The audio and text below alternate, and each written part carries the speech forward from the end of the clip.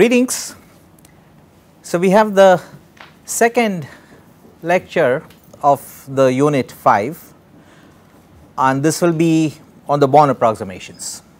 Notice that there is a plural S at the end because it is not just one approximation, but a series of approximations, which is why it is referred to as a Born approximations.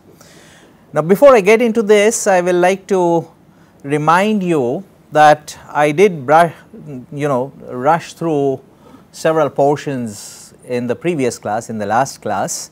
For example, when we wanted to estimate the asymptotic distance, okay, and then I had a few slides with these blue arrows on the side, and I just want to remind you that there is very simple reorganization of terms, okay, and there is no big physics or mathematics, which is no trick which is involved in this.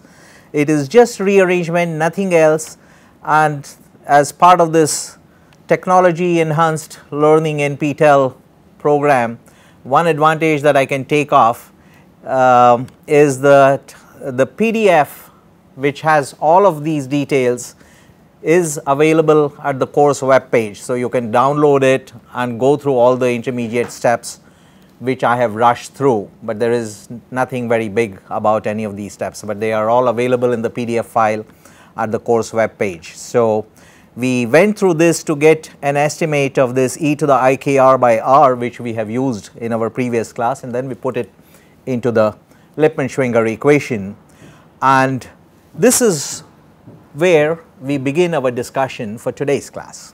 So, the Lippmann-Schwinger equation had one difficulty, which is that it offered us a formal solution, but not a particularly useful one because of what I called as the catch-22 situation, and I have explained the term catch-22. It has become commonly accepted in the English language in the colloquial way because of this famous novel, and there was this movie which was made on this, and some of you may have seen the movie. I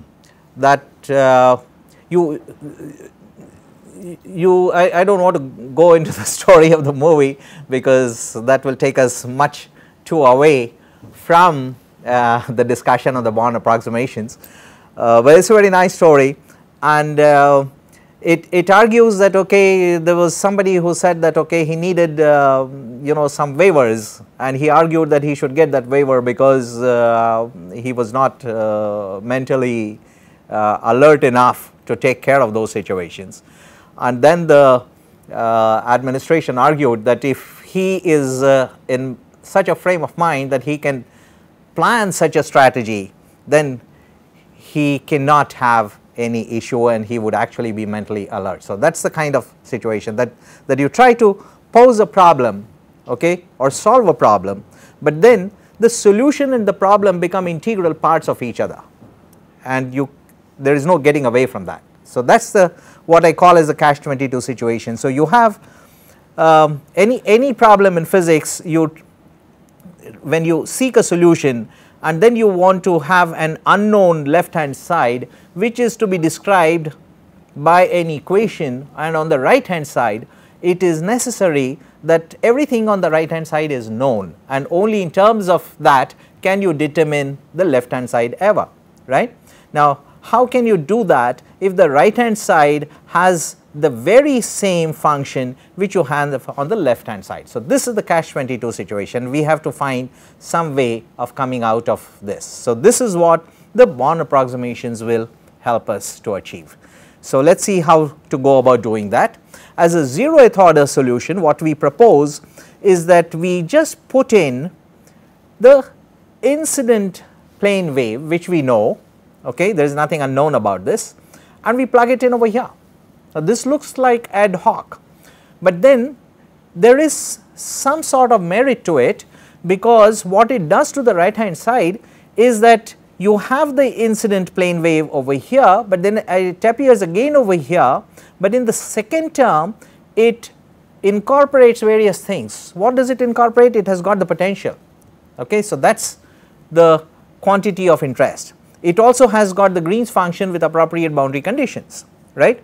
So, there is some information which has gone into the second term regardless of the fact that you have made an approximation to that. So, this is just a start. This is not the end of it, because you can always improve upon it. So, you can take it as an early solution and then make an effort to improve upon it. This is the kind of thing we do also in the Hartree-Fock self-consistent field method. When you do not have a solution, you propose some sort of a solution and then iterate on it till you get convergence, right. So, it is something of this kind. So, you propose this as the 0th order solution, and now everything on the right hand side is known, because this solution is now replaced by this incident wave, incident plane wave, and now everything on the right hand side is known. So, in terms of which you can actually evaluate the left hand side. So, that is the strategy of the Born approximation. Now, having done this, you can improve upon it, because this is our 0th order solution as we just discussed, but then you can go further, because you can go to the next higher order solution. If you take the first order solution, so here the superscript is 0, so watch it very carefully. Okay. So, the notation is that this is the 0th order solution, which is nothing but the incident plane wave, and now you go for the first order solution. This is the superscript 1, in which you put the 0th order term here. Okay. And now you can go further, because in terms of this 0th order solution, which you already know is the incident plane wave, you can evaluate the first order term, and now you can put this first order term over here in place of this. So, the complete solution is psi superscript plus. Okay. That is the correct solution. We are approximating it now by psi superscript plus, but with the superscript 1, which was our first order correction. So, we pick the first order correction from here, put it over here, and now again you have got a right hand side, which is not perhaps the exact solution, nevertheless it is better than what you started out with. Okay. And you can make subsequent approximations following essentially the same logic. So, you get a first order correction, a second order correction, you can get a third and fourth order correction, and in general the nth order solution, which is indicated by the superscript n, will have the n minus 1th solution of the previous step, which will be plugged in over here. Okay. So, that is the plan of this series of approximations, which is why it is called as the Born approximations as a plural. So, that you have got a series of approximation, and you can go to nth order, you can go to infinite order in principle, right. So, the exact solution will require infinite order, but then you can go as far as you need to, and also as far as you possibly can, depending on a given situation. So, let us have a look at the second order solution. So, you have got the superscript 2 over here, the superscript 1, which is n minus 1 in this case, right, 2 minus 1, and this is your second order solution. Now, let us write it a little more fully, because the first order solution itself had this 0th order term plus this correction, right. So, the first order term consisted of these two terms, which I have now put in place of this explicitly. So, now you have got one term over here, a second term which is coming from this integration, and then you have got this term, and then a third term which will have two integrations, one over r prime and the other over r double prime. So, each is a triple integral, but then there will be 3 plus 3, 6 integrations in the third term. So, in general, if you look at the nth order term, the potential itself, like this is the second order term, sorry, let me go back. So, in the second order term, this is the second order term, the potential appears here and it also appears here. So, it appears twice, okay. And for a weak potential, the powers, as you have more and more powers of the potential, the subsequent terms in the Born approximation series will hopefully become smaller and smaller, and that is what makes it possible to use this approximation in a very constructive manner. So, this is the general structure of the second order term. So, let us write these terms explicitly. So, these are the three terms. The first is nothing but the incident plane wave, second has got the potential once, and the third term will have the potential twice. One is here and the second is here. Make sure that you have the appropriate dummy label of integration.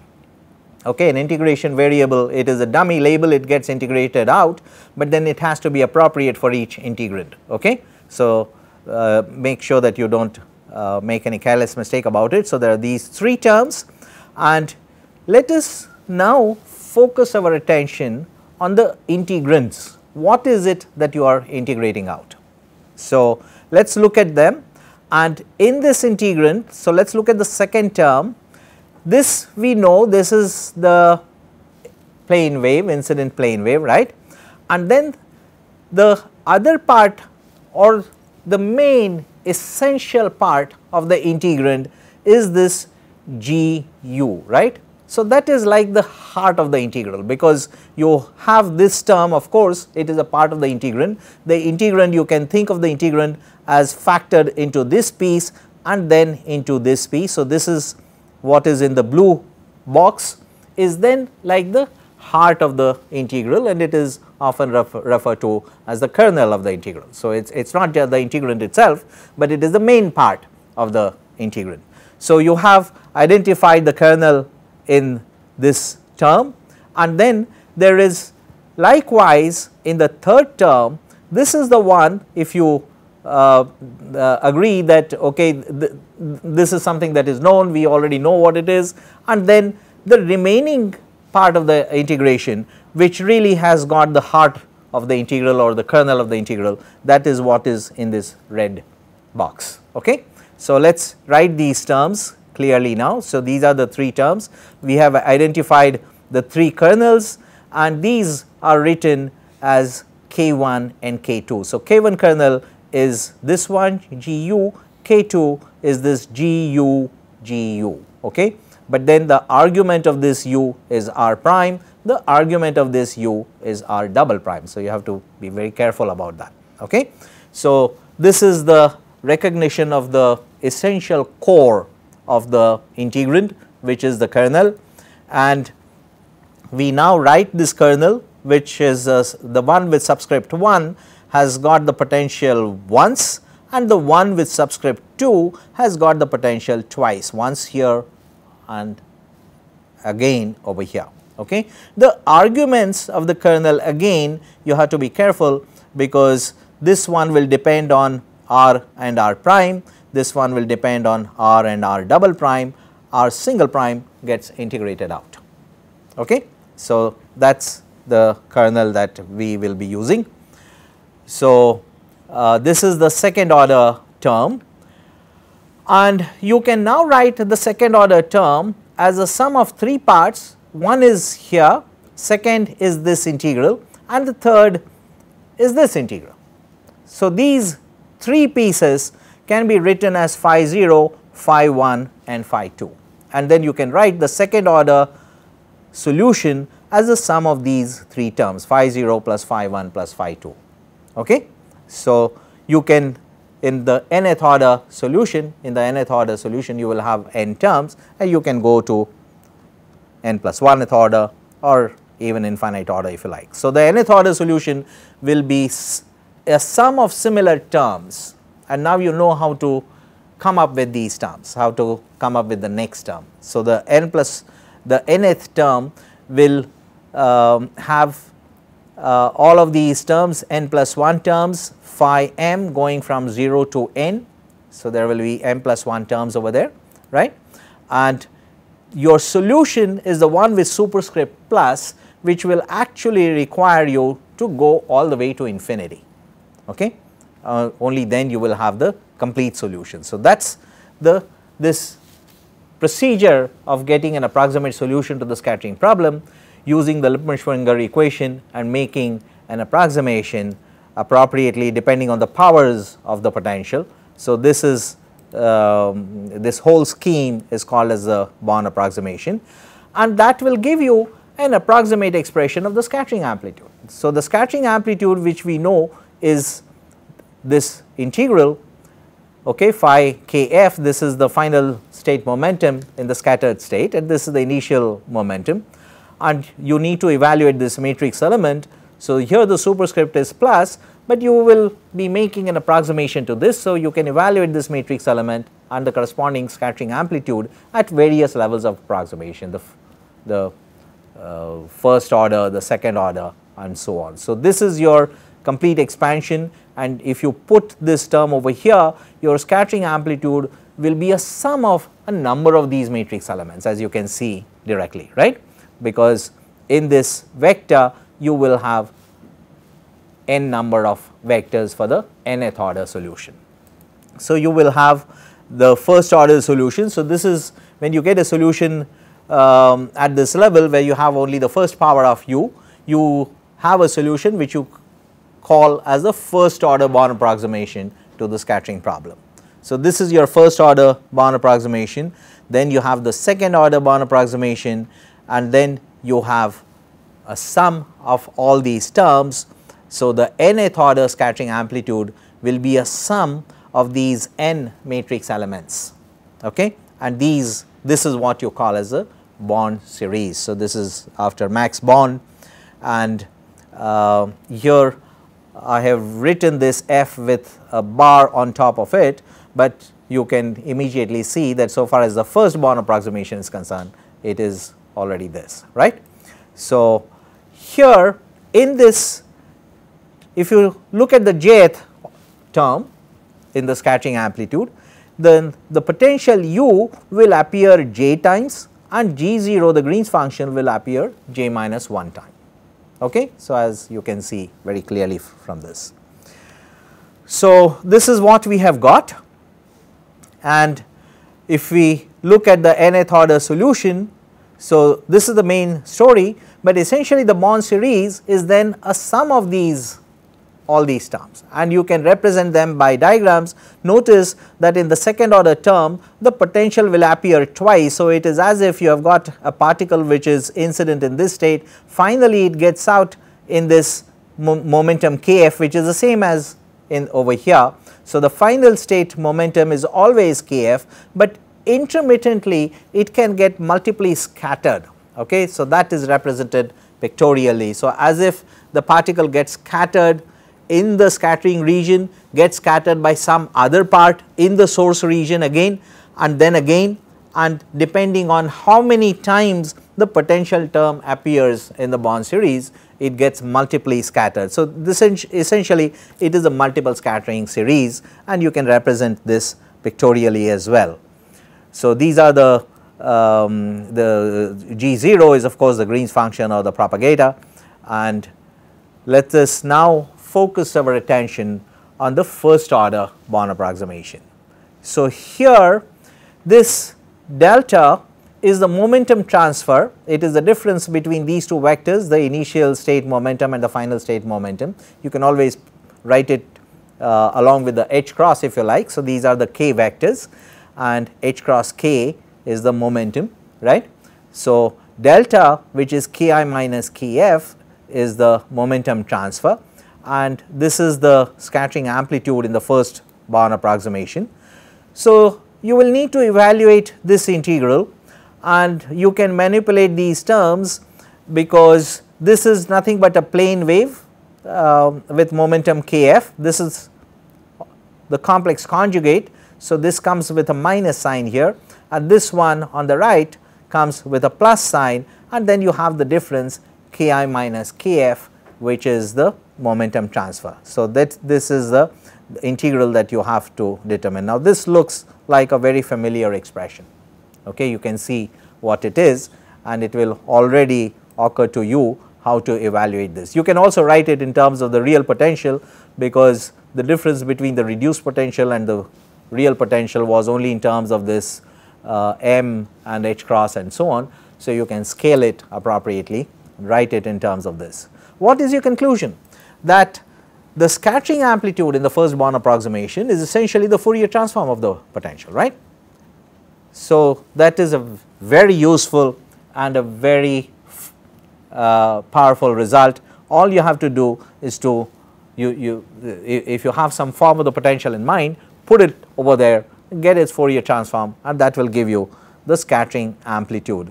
So, this is the result in the first Born approximation. In the first Born approximation, the scattering amplitude is proportional to the Fourier transform of the potential. Now, having done this, let us go ahead and see what it gives us for the scattering cross section. The differential cross section is nothing but the modulus square of the scattering amplitude. So, you can go ahead and get that. Okay. And notice that because it goes as the modulus square, if there was any sign involved in V, like an attractive potential would come with a minus sign and a repulsive potential will come with a plus sign. If there was any sign which you needed to worry about, the information about that sign would become irrelevant when you take the modulus square, right. The result is that the differential cross section remains the same regardless of the potential being attractive or negative. It does not matter whether it is plus or minus, you get essentially the same result. So, this is a very interesting feature of the first Born approximation. So, here you have the Fourier transform and this appears as a volume integral. You can simplify this integration because you know that so far as the total cross section is concerned, it is a double integral, not a triple integral. It is the differential cross section is over all the angles, and you can carry out this angle integration over the azimuthal angle and over the polar angle, theta going from 0 to pi, azimuthal angle going from 0 to 2 pi, and this is the differential cross section, which is the modulus square of the scattering amplitude. So, this integration will give you the total cross section. You can always choose one axis of symmetry, which will give you a factor of 2 pi when you integrate over the azimuthal angle, right. From symmetry you get that result directly, and then you have got an angle dependent scattering amplitude which you will have to evaluate in this theta integral. So, if you have a spherically symmetric potential, then this integration, which is a triple integral, right, the scattering amplitude is a triple integral. So, you have one integration over the axis of symmetry which gives you a factor of 2 pi. So, you have got this minus 1 over 4 pi here, one integration over the azimuthal angle around the axis of symmetry gives you a factor of 2 pi. Then you have integration over the remaining 2 degrees of freedom, r going from 0 through infinity and theta going from 0 to pi. Okay. So, those are the two integrals that you now have to determine, one of which is already determined in this 2 pi. So, this 2 pi and this 4 pi will give you a factor of 1 over 2, and with that 1 over 2 we write the scattering amplitude as minus half, and then you have got a radial integral and a integration over the polar angle theta. Now, this looks like a integration that you have done what do you call it, like 1,000 times, right.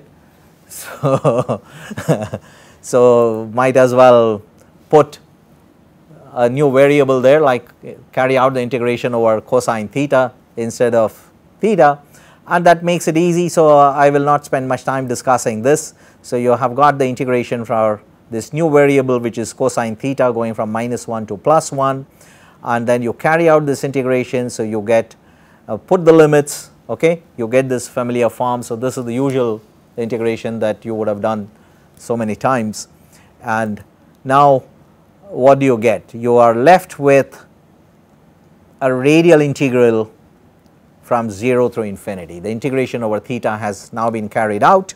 Okay. There is an r square here, there is a 1 over r here, so you get only 1 power of r, right, and everything else is now taken care of. You, instead of using the exponential form, you have written it as a sinusoidal function.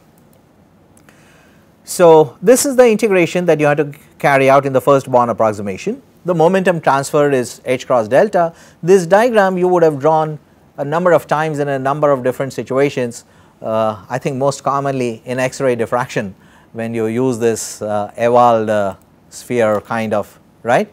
So, you have got the net momentum transfer which is Ki minus Kf. So, this is the difference vector, and then you have got an isosceles triangle over here.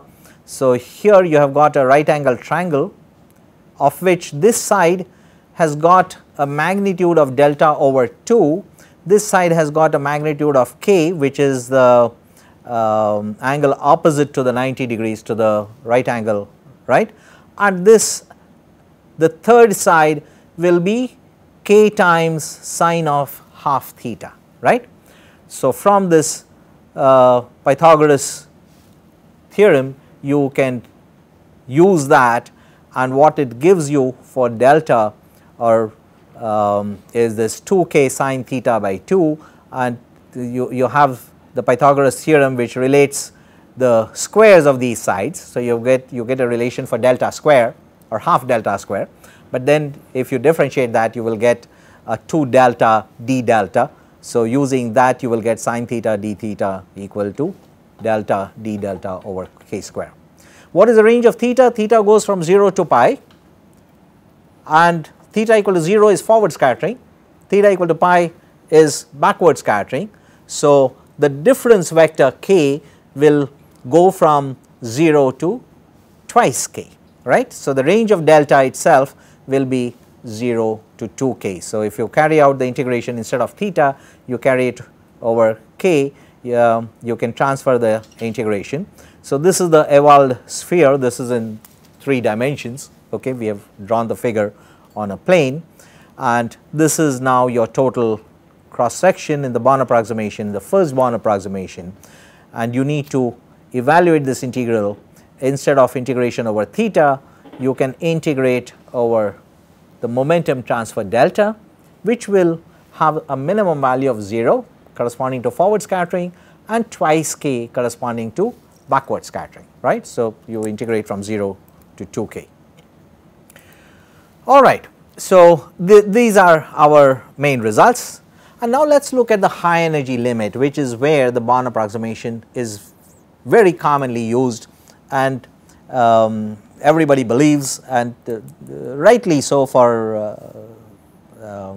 most situations, although there are some exceptions on which I will comment later.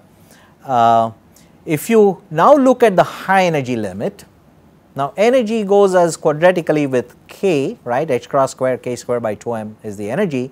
So, the high energy limit will be obtained by carrying out this integration with this limit k going to infinity. So, here you have this 2 pi over k square integration going from 0 through infinity. Now, what do you see? There is a 1 over k square here, and 1 over k square as k tends to infinity will give you a 0. So, that is your result, that the Born approximation, first Born approximation cross section will, in the limiting case, if you go to high enough energies, it will go to 0. And the rate at which it will go to 0 is 1 over k square or 1 over energy. So, it will fall as 1 over E. So, this is your first Born approximation scattering amplitude. Now, let us take the case of Coulomb potential, but in particular let us just take the case of the screen Coulomb potential, and when you adjust, when you tune the screening parameter in the Yukawa potential or in the screen Coulomb potential, you can always take the limit and find what would be the value for the Coulomb potential itself. Okay. So, let us determine this for the screened Coulomb potential. So, this is the Yukawa type screened Coulomb potential, and you can write it in terms of this parameter alpha or its inverse, it is the same. So, you have the screened Coulomb potential, and now you should immediately recognize that when you put this potential over here, this will give you a real number, right. There is nothing over here which has a chance of giving you anything imaginary. Now what happens to the optical theorem? Because in the optical theorem we discussed earlier in the previous set of classes that the scattering cross section goes as the imaginary part of the forward scattering amplitude, right, and the imaginary part, no matter what angle in this case, actually goes to 0. So obviously you know that the optical theorem is not going to be valid, at least in its form, in the form in which we have established it in the case of the first Born approximation. Okay. So we already expect that we will have difficulty with the optical theorem, and now let us get rid of this r. Now you have this expression for the first Born approximation scattering amplitude. So you have to determine this integral now, which is again you would have carried out integrations of functions. This is a product of two functions of this kind quite routinely. It is easiest to do it if you put this in the exponential form and take the sum of two integrals, that is much easier. So these are usual tricks, and if you carry out this integration, which you can work out very easily, the result is that the first Born approximation scattering amplitude for the screened Coulomb potential goes as u0 over delta square plus alpha square. Now this is a very important result. The differential cross section will go as the modulus square. So you get u0 square and the square of this denominator. Okay. It is the same for the attractive and for the repulsive potential as we commented earlier. Okay. And now if you use these forms, you plug in the explicit form of the scattering potential. So instead of the reduced potential you use the real potential, and if this is some sort of a screened Coulomb interaction between, so this is scattering between a charge Z1e times which is being scattered or interacting with another charge Z2e, then you will have this Z1 Z2e square, and then you will have the other terms in which we now find this h cross and m, because we are using the real potential, not just the reduced potential u. So we already using that evolved construction, we have shown that this delta is twice k sine theta by 2, right, from that previous diagram for the evolved construction, and delta square, which comes over here in the denominator, we can find it in terms of k square, which we can write in terms of e and h cross square. So we can put all the terms together and write it in a form, and you probably begin to recognize this result because it is very familiar. It is something that you would have seen earlier, and it comes as a surprise that you seem to be heading toward a classical result, as you can see that you are heading toward that. Okay. So if you see this, this is a very interesting situation, and I have just rewritten this for this alpha is coming from the Yukawa potential. This is the one which scales the Coulomb by the exponential term, and instead of putting it in these m, e and h cross and so on, I write it in terms of these atomic unit for length, which is a0. So in terms of a0, it is 4z square for an electron proton scattering. So z1 and z2 are both equal in this case, so you get a factor of z square instead of z1 z2. Okay. And now you have this a0 square and you have this term here. Now this is the differential cross section. You can integrate it to get the total cross section, integrate over all the angles, right. So integration over theta and phi, and the range of integration will be for theta going from 0 to pi, corresponding to the momentum transfer going from 0 to twice k. So this is the total cross section in the Born approximation, and here is how it will behave. Okay. So first thing to note is that the total cross section at this energy is not 0, whereas the imaginary part of the forward scattering amplitude is 0. So, the optical theorem is let down in the first Born approximation. Now, if you plot this, it gives us some interesting characteristic features of the Born approximation. So, here is one. So, this is the differential cross section plotted in units of u0 square a4. So, that is just some scaling. So, do not worry too much about it. And here it is plotted as a function of the momentum transfer, okay, and this is measured in terms of 1 over a. So, this is some sort of a range which is involved in scaling down the Coulomb potential by the Yukawa factor, okay. So, this is how the differential cross section behaves in general. Now, let me show you another plot which is really very interesting, which is here, okay. Now, this is a similar plot, but it has been here you see curves for different values of k. So, this is for k equal to 1, this is for k equal to 2, k equal to 3, k equal to 5 and so on. But what are you plotting? You are plotting a ratio, okay. This is a ratio of the differential cross section in the first Born approximation at an arbitrary angle theta, okay, that is in the numerator, and what is in the denominator is the differential cross section in the first Born approximation, not at an arbitrary angle, but in the forward scattering direction at theta equal to 0. Okay. So, this tells us to what extent scattering in other angles is important relative to scattering in the forward direction. So, this ratio what you are plotting is a measure of the importance of scattering in different directions compared to the scattering in the forward direction. And notice that here if you go to high energy, you know, this is k equal to 1, k equal to 2, k equal to 3. So, as you go inward, energy is increasing as you go in this direction, and as you go to the high energy limit, which is what we considered, almost, and this is plotted as a function of the angle theta, right. So, what you find is that almost all the scattering is in the forward direction, because this ratio is equal to unity over here, okay. So, at the high energy limit almost all the scattering is in the forward direction. So, forward direction means it will go in some small cone in the forward direction, right.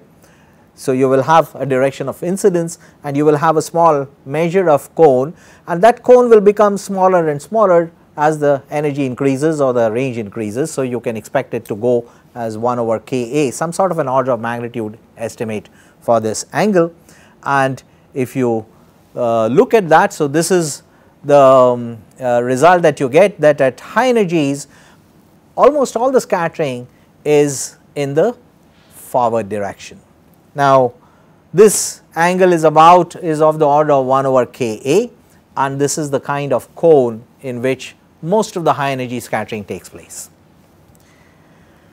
Now, this is a good result, very useful one, and you can see because delta is twice k sine theta by 2, this we know from the previous analysis of the Ewald diagram, then delta over 2k will be of the order of sine theta over 2, or right, and theta over 2, for, you know, when this angle is small, this sine of this angle is nearly equal to the angle itself, which is of the order of 1 over Ka. So, you get a factor of 1 over twice Ka for delta over 2k, right. So, you get 1 over twice Ka over here, and in the high energy Born approximation you get this result we have seen earlier. We have written it in terms of this Bohr radius A0 also, and what we get is, if you look at the limit alpha going to 0 or A goes to infinity, which is when the Yukawa potential will go to the Coulomb potential, right. So, as the Yukawa potential goes to the Coulomb potential, this term alpha square vanishes, and then you get the sine square theta by 2, but then you have got another power of 2 over here, and that is essentially the classical result.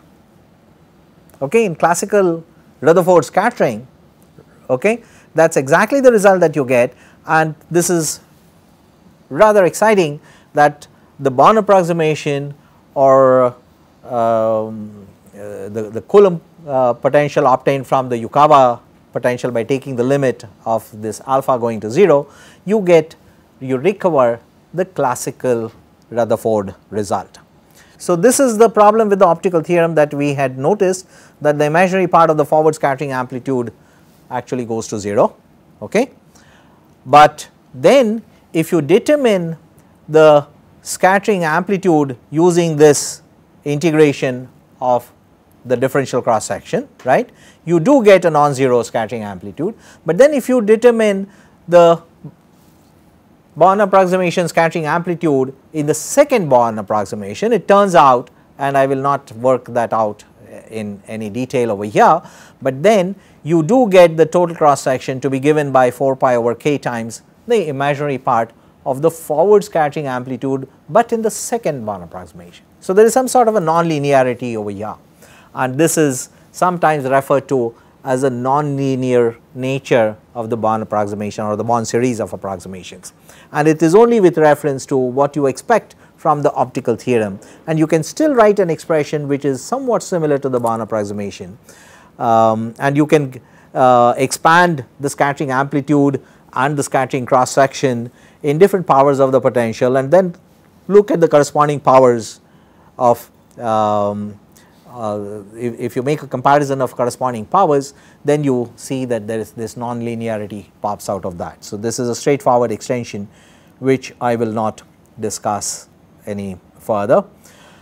The only thing I will like to remind you or make a comment on, that one expects the Born approximation from all this discussion that it will work at high energy, and at high energy then the particle comes at such immense energy that it sees the target potential, interacts with it, gets scattered off, and there will be no effect of the electron correlations, because if the target consists of many electrons, which it almost always does when you do atomic scattering, then you know very well that the single particle approximation does not describe the atom fully correctly, right, because it leaves out, what does it leave out? It leaves out the Coulomb correlations. So, these Coulomb correlations are left out, and you do not expect these correlations to play any important role in high energy scattering, because you think that okay, it is going to come so fast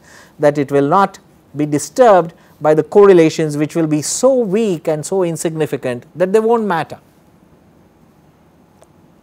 In other words, one would be tempted to conclude that in high energy the independent particle approximation and the Born approximation will always be valid, and it is not a bad approximation as such, it is not a bad conclusion. In most situations it holds.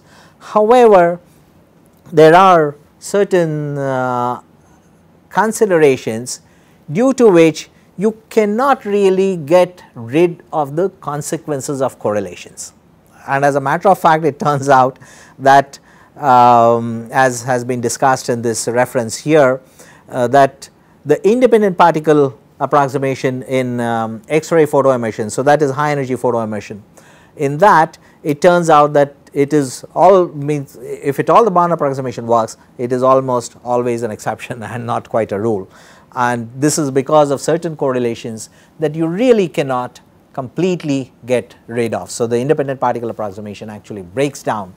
So, one has to be concerned about some of these things. I can show you one of the results, like if you were to look at the Born approximation result, you would expect this line over here, but this line is not what explains the experimental result, which is well away from this Born approximation or independent particle approximation result, and you have these additional features. So, this is just a comment for further studies and something that you might want to keep at the back of your mind, but other than that, for most applications the Born approximation and the independent particle approximation is an excellent approximation in the high energy range. And with that I will conclude this class over here. In the next class I will discuss Coulomb scattering you will remember that the methods that we discussed earlier were not directly applicable for the Coulomb case and it needed a different approach. So, that is the one I will discuss in the next class. If there is any question for today, I will be happy to take.